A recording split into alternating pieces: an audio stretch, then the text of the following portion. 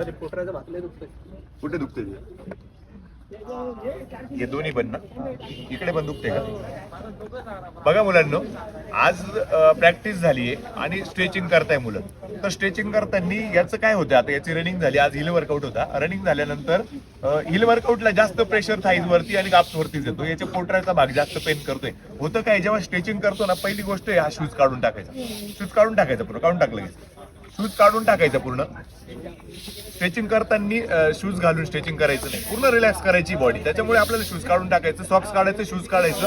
स्ट्रेचिंगला बसल्यावरती मॅटवरती पाणी वगैरे प्यायचंय तुम्हाला थोडंसं, ठेव बाजूला ते सगळं. याच्यानंतर तुम्हाला स्ट्रेचिंग करायची. स्ट्रेचिंग करताना काय करायचं, मुवमेंट तुम्हाला पहिली अप डाऊन जास्त करायचंय. अप डाऊन जोरात जोरात थोडं अप डाऊन करायचं, side to side, side to side. त्याच्यानंतर बोथ लेग जवळ, दोन्ही पाय जवळ घ्यायचे आणि राऊंड करायचं मोठं. तुम्हाला राऊंड करायचं. राऊंड झालं एक साईडने, नंतर रिव्हर्स करायचं. त्याच्यानंतर तुम्हाला फ्रंटला होल्ड करायचं थोडं. हे प्रत्येक तुम्हाला 10 सेकंद होल्ड करायचे. त्याच्यानंतर बॅकला होल्ड करायचे जास्त.